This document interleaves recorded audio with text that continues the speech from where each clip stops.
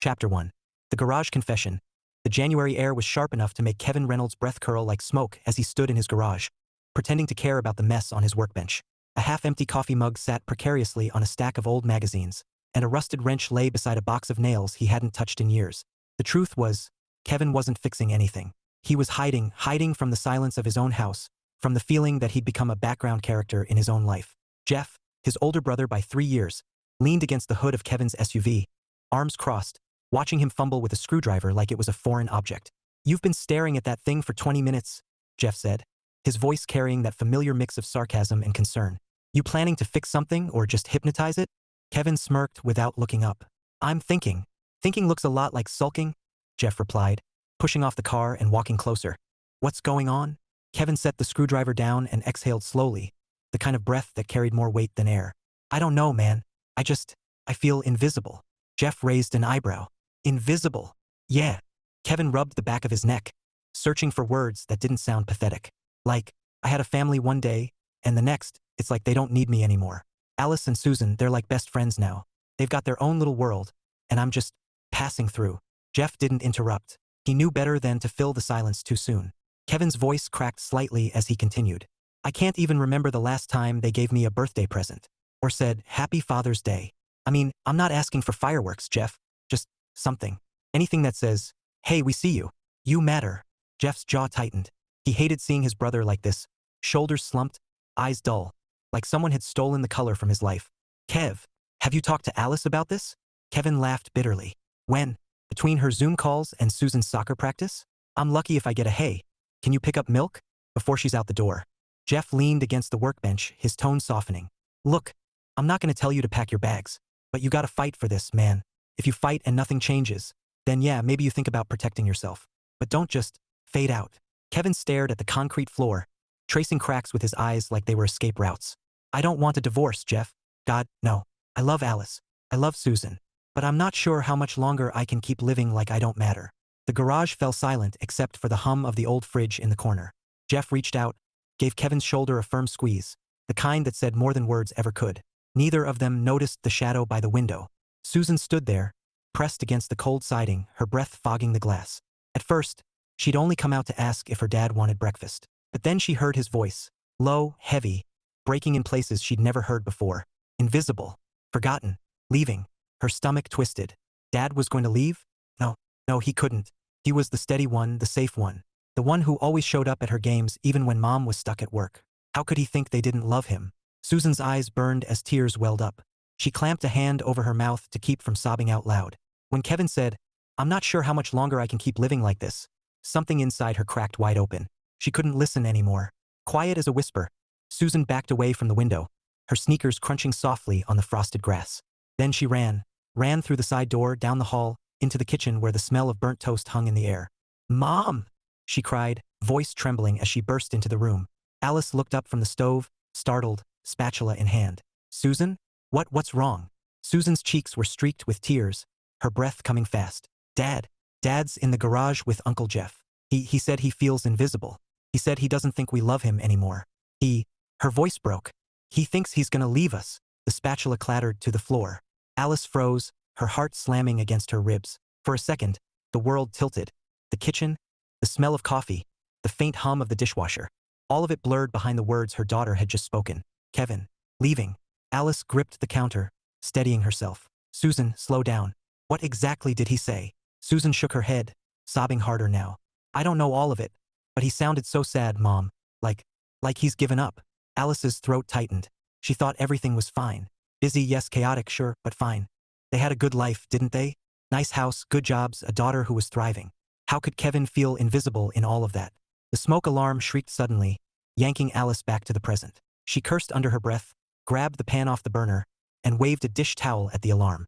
The absurdity of it, her marriage possibly crumbling while she battled a burnt pancake, would have been funny if it weren't so terrifying. Susan stood there, trembling, eyes wide with fear. "Mom, what are we gonna do?"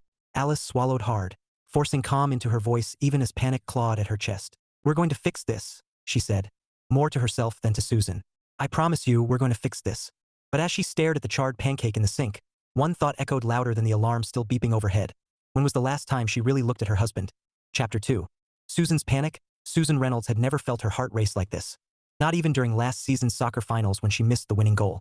This was worse. This was real life, and it was unraveling in front of her.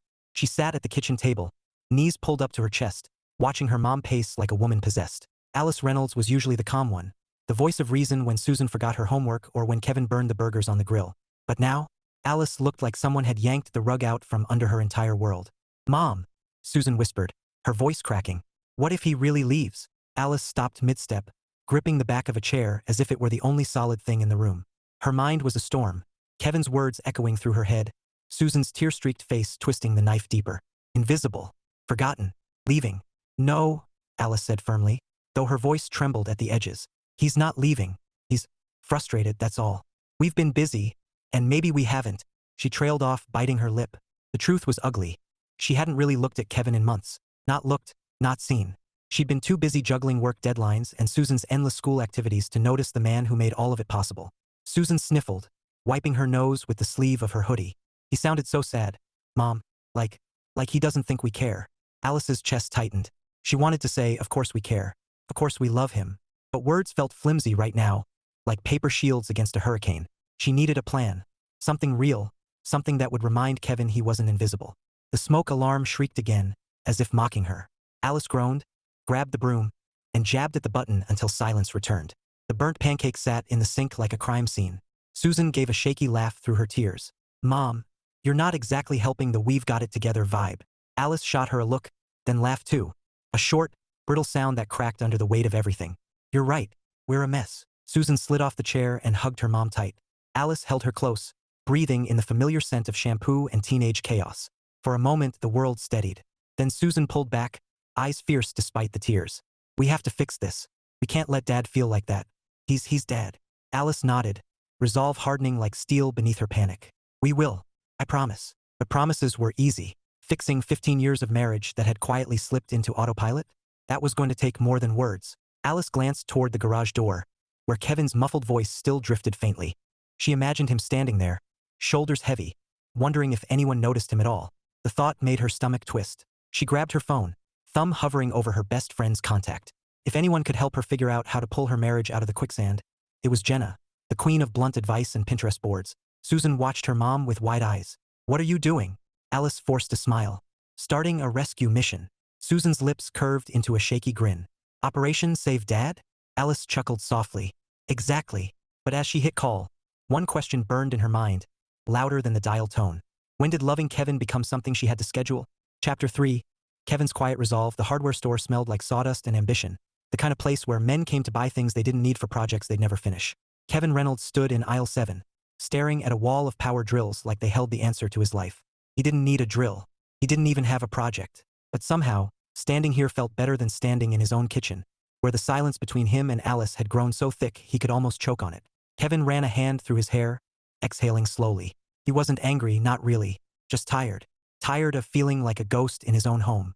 Tired of watching Alice and Susan laugh together while he hovered at the edges like an extra in a sitcom. He picked up a drill, tested its weight in his hand. Heavy, solid, useful. Everything he didn't feel like lately. Thinking about building a spaceship? A voice drawled behind him. Kevin turned to see a store clerk, a kid barely old enough to shave, grinning like he just cracked the funniest joke in aisle 7. Kevin forced a smile. Something like that. The kid wandered off, leaving Kevin alone with his thoughts, and the drill he didn't need but suddenly wanted. Maybe buying it would make him feel something. Useful. Capable. Visible. He tossed the drill into his cart and added a pack of screws for good measure. Then, as he wheeled toward the checkout, his mind drifted back to the garage conversation with Jeff. "Fight for your marriage," Jeff had said. "Don't just fade out." Kevin wanted to fight. God, he did. But how? It wasn't like he could march into the living room and declare, "Attention, family, I exist." That would earn him a laugh at best, an eye roll at worst. He thought about the early days, back when he and Alice stayed up late talking about everything and nothing, when Susan was small enough to ride on his shoulders, squealing with joy. Back when life felt like theirs, not like a calendar crammed with obligations. When had that changed? When had he become the guy who picked up milk and paid bills and blended into the wallpaper? Kevin swiped his card at the register, the drill sliding into a plastic bag with a hollow thud. As he walked to his car, the cold air bit at his cheeks, sharp and sobering. He gripped the bag tighter, as if the weight of it could anchor him to something real. Maybe this was the start. Not the drill, though he'd find something to fix even if it was just a squeaky hinge, but the decision. the quiet resolve blooming in his chest like a stubborn ember. He wasn't giving up. Not yet. Kevin slid into the driver's seat, started the engine, and let the heater roar to life. Outside, the world was gray and brittle, but inside, a thought flickered bright. I'm going to fight for this. For Alice. For Susan. For us. He didn't know what that fight would look like yet. But he knew one thing for sure. He wasn't ready to be invisible anymore. Chapter 4. Alice's plan. Alice Reynolds had never been so grateful for Jenna's ability to answer the phone on the first ring.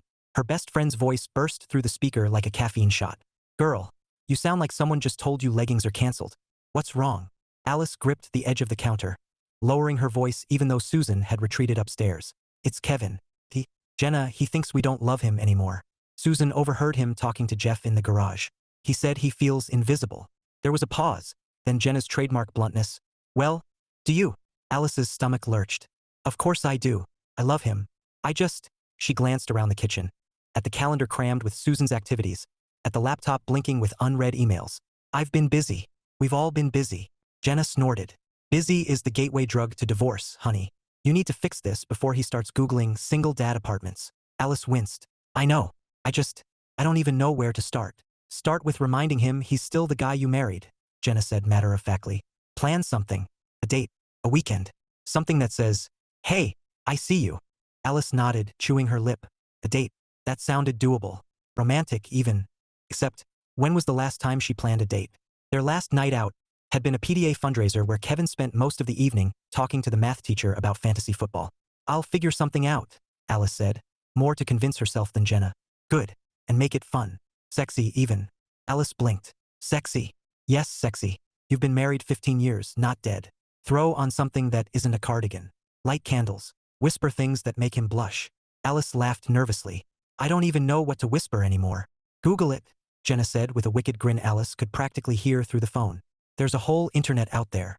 After they hung up, Alice sat at the kitchen table, phone in hand, staring at the search bar like it was a portal to another universe. Finally, she typed, how to seduce your husband after 15 years of marriage. The results were alarming. Step 1. Surprise him in nothing but an apron. Step 2. Send flirty texts during work hours. Step 3. Roleplay as his favorite movie character. Alice groaned, burying her face in her hands. Kevin didn't even have a favorite movie character. Unless you counted the guy from that documentary about power tools. Still, she scrolled, jotting down ideas that didn't involve public indecency or costumes. Candles. Music. A home-cooked meal that didn't involve the smoke alarm. She could do that. Probably. Her eyes drifted to the burnt pancake in the sink. Okay, maybe not the cooking part. Susan padded back into the kitchen, hair damp from a shower, wearing an oversized hoodie. Mom, are you planning something? Alice smiled faintly. Just trying to make things better. Susan's face softened. Good. Dad deserves that. Alice reached out, squeezed her daughter's hand. We all do. As Susan headed upstairs, Alice opened a new tab and typed, romantic dinner ideas that won't burn down your house. Because if she was going to save her marriage, she'd better start with something edible. Chapter 5. Susan's secret mission. Susan Reynolds had never been part of a covert operation before, but if there was ever a time to channel her inner spy, this was it. Operation Save Dad was officially underway. She sprawled across her bed, laptop open, phone buzzing with texts from her best friend, Mia, the only person she trusted with this mission. Mia's first response had been exactly what Susan expected. Mia, wait, your dad thinks he's invisible? Like, superhero invisible or sad invisible? Susan rolled her eyes and typed back furiously. Susan, sad invisible. Like he thinks we don't love him anymore. He might leave us, Mia. Leave. 3 dots danced on the screen before Mia replied. Mia, OMG, that's wow. Okay, what's the plan? Susan stared at the blinking cursor. The plan, right? She had no idea. She just knew she couldn't let her dad feel like that. He was the guy who taught her how to ride a bike, who cheered at every soccer game even when she missed the goal, who made the world feel safe. She typed back, Susan, we make him feel loved. Like really loved. But not in a cringe way. Mia, cringe is my specialty. Let's go. Susan laughed despite the knot in her stomach. She opened a new tab and typed, how to make your dad feel appreciated. The results were weird. Write him a poem. Make him a scrapbook. Plan a father-daughter spa day. Susan groaned. A spa day? He barely uses shampoo. She scrolled past the nonsense and landed on something doable. Leave him a note telling him what he means to you. Simple. Honest. No glitter involved. She grabbed a notebook from her desk and stared at the blank page. Words felt heavy, like they had to carry all the love she'd forgotten to show. Finally, she wrote, Dad, I know I don't say this enough, but you're my favorite person.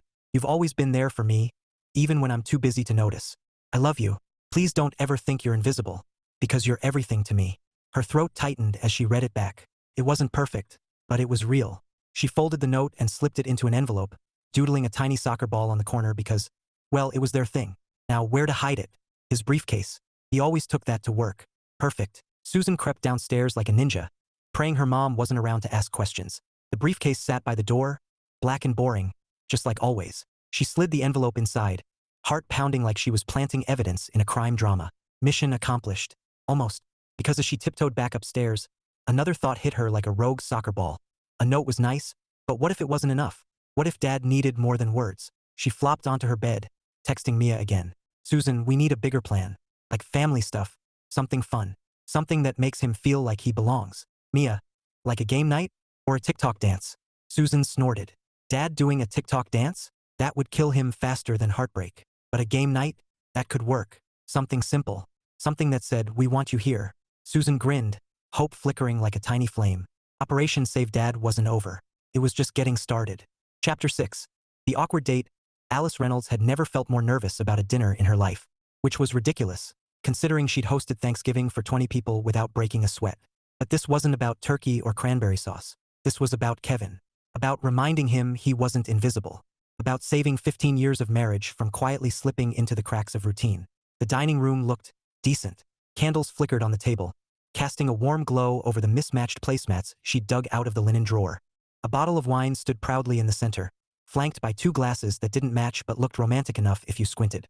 Alexa was queued up with a playlist titled Romantic Evenings, which Alice hoped didn't include anything awkward like funeral dirges or polka. The food, however, was another story. Alice stared at the pan of steak like it was a ticking bomb. She'd followed the recipe, mostly, but the meat looked suspiciously charred on one side and raw on the other. She poked it with a fork, praying it wouldn't moo. "Mom!" Susan's voice floated in from the doorway.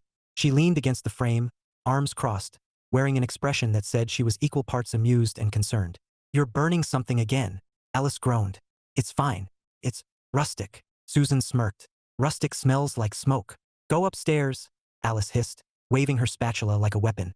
"This is grown-up stuff." Susan rolled her eyes but grinned. "Good luck, Romeo."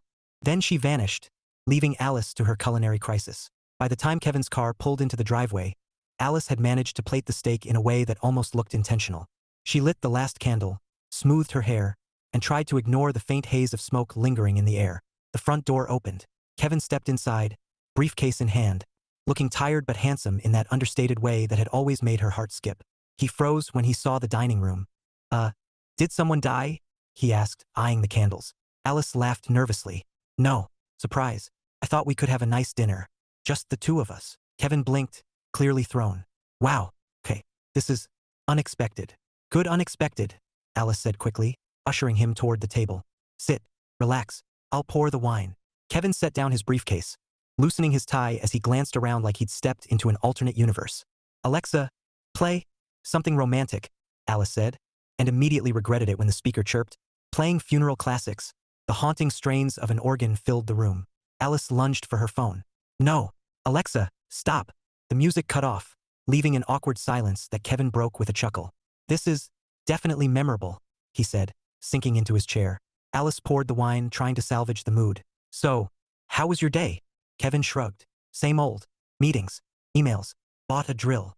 Alice blinked. "A drill?" "Yeah." He smiled faintly. "Figured I'd fix something." Alice's heart squeezed. He was trying. She had to try too. She slid the plate toward him, praying he wouldn't notice the steak's uneven color. Kevin picked up his fork, cut into the meat, and immediately froze as the dog, Max, leapt onto the table and snatched the entire piece off his plate. "Max!" Alice shrieked, diving after the dog as Kevin burst out laughing. The kind of laugh that shook his shoulders and lit up his face in a way she hadn't seen in months. Alice stopped mid-chase, breathless, and laughed too, because suddenly the disaster didn't matter. The burnt steak, the funeral music, the dog chewing like he'd won the lottery. It was all ridiculous, and somehow it felt good, real, alive. Kevin wiped his eyes, still chuckling. "You know, this might be the best dinner we've had in years." Alice grinned, cheeks flushed. "Don't get used to it." For the first time in a long time, the silence between them wasn't heavy.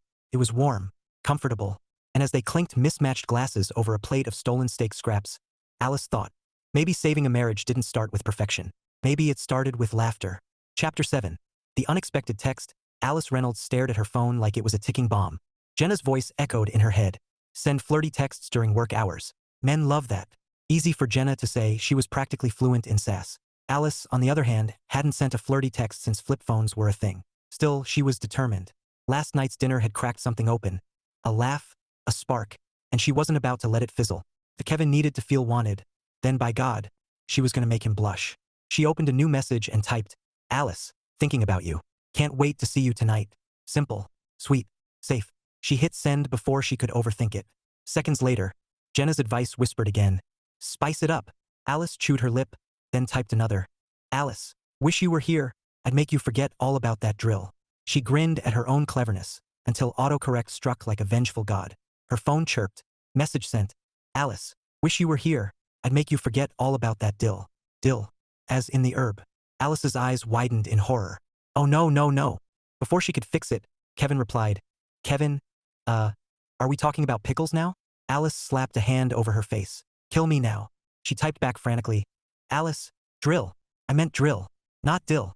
Kevin, well, that's a relief. I was worried you had some weird cucumber fantasy. Alice groaned, but then laughed, really laughed, because of course Kevin would turn this into a joke. And maybe that was okay. Maybe laughter was better than sultry perfection. Still, she wasn't giving up. She tried again, carefully this time. Alice, you looked really good last night. I can't stop thinking about you. She hovered over the send button, double-checking every word like it was a legal contract. Then she hit send. Kevin's reply came almost instantly. Kevin, wow. Who are you and what have you done with my wife? Alice grinned, cheeks warm. Progress, she thought. Awkward, pickle-flavored progress, but progress nonetheless. She set the phone down, heart fluttering like it hadn't in years. Maybe she didn't need to be perfect. Maybe she just needed to show up. Candles, burnt steak, dill disasters and all. And maybe, just maybe, Kevin was starting to feel visible again. Chapter 8. Susan's heart-to-heart. Kevin Reynolds wasn't expecting company when he settled into his favorite chair that evening, nursing a glass of water and staring at the muted glow of the TV. The house was quiet. Alice upstairs, probably answering emails, and Susan, well, Susan was usually glued to her phone or buried in homework these days. So when he heard soft footsteps and looked up to see his daughter hovering in the doorway, he blinked in surprise. Hey, kiddo, he said, forcing a smile. What's up? Susan hesitated, twisting the hem of her hoodie like it held all the courage she needed. Can I sit with you? Kevin's heart squeezed. Of course. He patted the couch beside him. She crossed the room slowly, like approaching a wild animal she didn't want to spook, and sank into the cushion. For a moment, they sat in silence, the hum of the refrigerator filling the space between them. Then Susan blurted, Dad, are you mad at us? Kevin blinked. Mad? No. Why would I be mad? Her eyes shimmered, and his chest tightened. I heard you talking to Uncle Jeff. In the garage. Kevin froze. The words he'd spilled in frustration came rushing back. Invisible, forgotten, not sure how much longer. He swallowed hard. You heard that? Susan nodded, tears threatening to spill. I didn't mean to. I didn't know you felt that way. Kevin set his glass down, turning to face her fully. Susan, I'm not mad. I've been feeling a little left out lately. Like you and Mom have your own world, and I'm standing outside looking in. Susan's lip trembled. I didn't know. I thought you were fine. Kevin smiled sadly. That's the thing about dads. We're good at pretending we're fine. She let out a shaky laugh, wiping her eyes. You're not invisible, Dad. You're everything. I'm sorry if I made you feel like you weren't. Kevin's throat burned. He reached out, pulling her into a hug that felt like oxygen after weeks of holding his breath. You didn't do anything wrong, kiddo. Life just got busy. But hearing that from you, it means more than you know. Susan clung to him, whispering, I love you. I love you too, Kevin murmured, pressing a kiss to her hair. For the first time in months, the weight on his chest lifted just a little. When she pulled back, her eyes were fierce. We're gonna fix this. Mom's planning stuff. And I have plans too. Kevin chuckled. Plans, huh? Should I be worried? Maybe, she said with a grin that was pure mischief. But in a good way. As she bounded upstairs, Kevin leaned back, heart full in a way it hadn't been in a long time. Maybe he wasn't invisible after all. Maybe he just needed to be seen. And tonight he was. Chapter 9. The big gesture. Alice Reynolds had never been so determined or so terrified. The weekend getaway was booked, the cabin paid for, and the confirmation email starred in her inbox like a beacon of hope. 2 nights in a cozy lodge by the lake. No work, no school, no distractions. Just her, Kevin, and the chance to remember why they fell in love in the first place. Now she just had to tell him. Kevin was in the living room, scrolling through his phone with the same expression he wore during tax season. Mild dread mixed with resignation. Alice took a deep breath and marched in, holding the printed reservation like a winning lottery ticket. "Surprise!" she announced, thrusting the paper toward him. Kevin looked up, blinking. What's this?" "Our weekend," Alice said, grinning like a game show host. "Just you and me. No emails, no soccer practice, no burnt pancakes. Cabin by the lake. Romantic, right?" Kevin stared at the paper as if it might bite him. "This weekend?" "Yes," Alice said brightly. "I already cleared your calendar." Kevin's eyebrows shot up. "You hacked my calendar?" "Don't make it sound illegal," Alice said, waving a hand. "I just moved some things." Kevin rubbed the back of his neck. "Alice, I've got work. And nothing," she cut in, planting her hands on her hips. "You've got me. And a cabin. And possibly a hot tub." Kevin's lips twitched like he wanted to smile but wasn't sure if it was safe. "A hot tub?" "Yes," Alice said, leaning closer. "Imagine it. Stars overhead. Steam rising. No interruptions." Kevin swallowed hard, and for a moment, she saw the flicker of the man who used to whisk her away on spontaneous adventures. Then he sighed. "I don't know, Elle. It's a lot of packing." Alice grinned. "I already started for you." Kevin blinked. "You what?" "Your bag's upstairs," she said smugly. "Toothbrush, socks, everything." Kevin stood, muttering, "I should at least check what you packed." 10 minutes later, his voice boomed from the bedroom. "Alice, why do I have 3 sweaters, hiking boots, and what is this?" "A scented candle." Alice called back, "Ambience." Kevin appeared in the doorway holding the candle like evidence. "Ambience smells like lavender and regret." Alice burst out laughing, and after a beat, Kevin laughed too. The kind of laugh that loosened something tight in his chest. He shook his head, setting the candle down. "You're serious about this, huh?" Alice stepped closer, her voice softening. "I'm serious about us." Kevin looked at her for a long moment, and then, finally, he nodded. "Okay, let's go." Alice's heart soared. It wasn't perfect, he still looked mildly traumatized by the candle, but it was a start. And as they loaded the car, Kevin muttering about overpacking while Alice hummed with quiet triumph, one thought pulsed in her mind. This was their chance, and she wasn't going to waste it. Chapter 10. Rekindling, the cabin looked like something out of a postcard. Wood-paneled walls, a stone fireplace, and a view of the lake so still it felt like time had pressed pause. Alice stood in the doorway, inhaling the scent of pine and possibility, while Kevin lugged in the last of their bags like a man preparing for a 6-month expedition. "You packed enough socks for an army," he muttered, dropping the duffel with a thud. "Are we planning to hike to Canada?" Alice grinned, brushing snowflakes from her coat. "I like options." Kevin raised an eyebrow. "Options or paranoia?" "Both," she said sweetly, and he chuckled, the sound warming her more than the crackling fire ever could. For a moment they just stood there, taking in the quiet. No emails, no soccer schedules, no burnt pancakes, just them. It felt strange, like stepping into a memory they'd forgotten they owned. Alice broke the silence first. "So, hot tub." Kevin smirked. "You weren't kidding about that?" She pointed toward the deck, where steam curled into the frosty air like an invitation. "I told you. Stars, steam, no interruptions." Kevin shook his head, amused. "You really planned this." Alice's voice softened. "I needed to." He looked at her then, really looked, and something flickered in his eyes. Not surprise, not skepticism. Something warmer. Something that made Alice's pulse skip. They spent the afternoon unpacking, laughing over Alice's ambience kit, which included 3 candles, a playlist titled Love Vibes, and a bottle of wine Kevin swore was older than Susan. By evening, the fire glowed, the wine flowed, and the awkwardness that had clung to them for months began to melt like snow on the hearth. Dinner was simple. Pasta and garlic bread. No smoke alarms involved. And afterward, Alice queued up soft music while Kevin poked at the fire like a man rediscovering the art of relaxation. "This feels nice," he said finally, settling beside her on the couch. Alice smiled. "It does." They sat in comfortable silence, the kind that didn't feel heavy anymore. Then Kevin spoke again, voice low. "I've missed this." Alice's throat tightened. "Me too." He turned to her, eyes catching the firelight. "I thought maybe we'd lost it." Alice reached for his hand, threading her fingers through his. "We didn't lose it. We just forgot where we put it."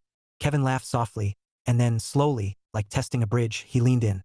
The kiss was gentle at first, then deeper, carrying 15 years of history and months of longing. When they pulled back, breathless, Alice whispered, "Stars and steam." Kevin grinned. "Lead the way." Later, under a sky scattered with constellations, they sank into the hot tub, steam curling around them like a secret. Alice rested her head on Kevin's shoulder, and for the first time in a long time, she felt like they weren't just surviving life, they were living it, together. And as Kevin pressed a kiss to her temple, one thought settled in his chest like a promise. He wasn't invisible anymore. Chapter 11. The curveball. The cabin glow faded faster than Alice expected. By Monday morning, reality came crashing back like an overstuffed inbox. Kevin's phone buzzed with urgent emails before they even hit the highway. Susan's texts pinged about a forgotten science project. And Alice? She had 3 back-to-back meetings waiting like vultures. By Tuesday night, the house was back to its usual chaos. School flyers on the counter, laptops humming, and Kevin staring at his calendar like it had personally betrayed him. He sat at the kitchen table, scrolling through work notifications, the weight creeping back onto his shoulders. The weekend had felt like magic, stars, steam, laughter. But now, it was slipping through his fingers, replaced by deadlines and grocery lists. Alice noticed. She always noticed, eventually. She watched him from the doorway, his jaw tight, his posture slumped, and thought, not again. We're not going back to invisible. So she hatched a plan. Not a big one. No cabins, no candles, no lavender-scented regret. Just something small. Something that said, I see you. Wednesday evening, Kevin trudged in from work, briefcase in hand, expecting the usual. Leftovers, homework chatter, maybe a quick scroll through emails before bed. Instead, he found the dining table set, not fancy, just neat. A cake sat in the center, frosting imperfect but cheerful, with a single candle flickering like a tiny beacon. Alice appeared from the kitchen, smiling softly. Happy early birthday. Kevin blinked. Alice, my birthday's next week. I know, she said, stepping closer. But I didn't want to forget. Not this time. Kevin stared at the cake, throat tightening. It wasn't about the frosting or the timing. It was about the fact that she remembered, really remembered, and cared enough to make a moment out of nothing. Susan popped her head in, grinning. I helped with the sprinkles. You're welcome. Kevin laughed, the sound breaking through the heaviness like sunlight. Thank you, kiddo. They sat together, slicing cake, trading stories about the cabin and laughing when Susan teased them about hot tub romance. For the first time since they'd left the lake, Kevin felt the ember glow again, not from grand gestures, but from something smaller, something real. Love wasn't fireworks. It was sprinkles on a Wednesday night. And as Alice squeezed his hand under the table, Kevin thought, maybe this is what fighting for us looks like. Chapter 12. The new normal. The Reynolds house didn't transform overnight. There were still soccer practices, work deadlines, and the occasional burnt toast incident. But something had shifted, quietly, like sunlight creeping through blinds after a long winter. It started with game night.